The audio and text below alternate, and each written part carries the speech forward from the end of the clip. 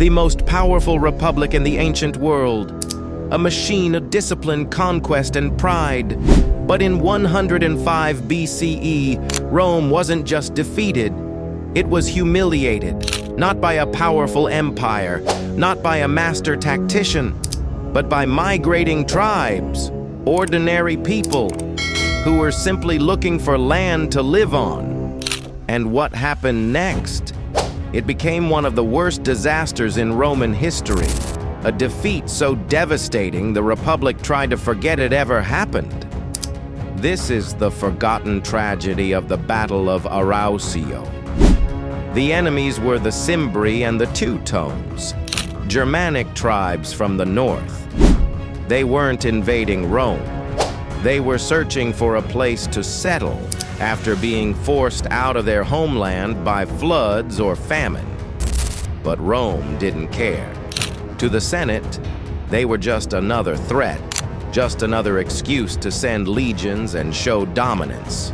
But Rome underestimated them. These were not scattered, weak tribes. They were united, determined, and they were huge.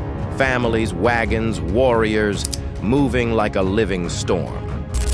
So Rome sent two commanders, Gnaeus Mallius Maximus, a novus homo, a new man, someone who had earned his way up the political ladder, and Quintus Servilius Caepio, a proud aristocrat who saw Maximus as beneath him. And this is where everything started to unravel. Instead of working together, the two Roman generals refused to cooperate. Their armies camped separately. They barely communicated. Caepio didn't even respect Maximus enough to listen. He believed fighting alongside a new man would stain his honor. So two massive Roman armies stood divided. While across the river, the Cimbri watched, carefully, quietly. They saw Rome's weakness, not in numbers, but in pride. And then Caepio acted, without orders, without backup. Driven by arrogance, he crossed the river to attack the Cimbri on his own. What followed was not a battle. It was a disaster. The Cimbri surrounded Caepio's forces and crushed them.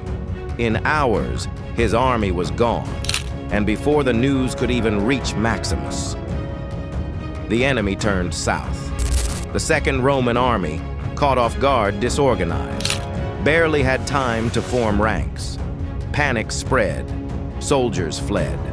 The Cimbri overwhelmed them, wave after wave. By the end of the day, over 120,000 Romans and camp followers were dead. It was the deadliest Roman defeat in history, worse than Cannae. So many corpses lay on the field.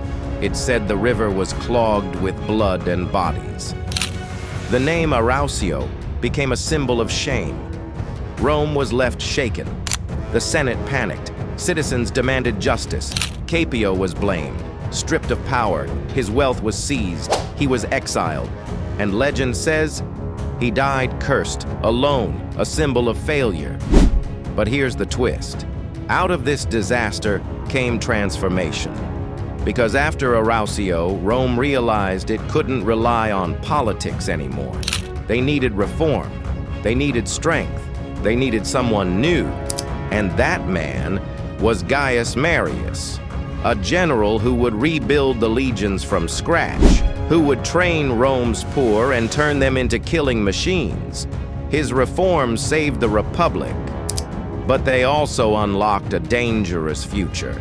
Armies loyal not to Rome, but to their generals. A future that would one day bring Caesar civil war and the death of the Republic itself. So maybe Arausio didn't just mark a defeat. Maybe it marked the end of the old Rome and the birth of a darker, deadlier one. Rome never forgot its victories, but it buried this loss. Too painful, too embarrassing, too dangerous. History is full of shadows, secrets, and forgotten voices, and we're here to bring them back to life.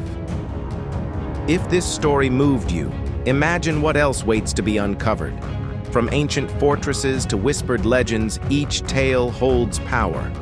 So if you crave more journeys into the mysterious and the true, don't forget to like this video, leave your thoughts in the comments, and most importantly, subscribe, because some stories deserve to be told again.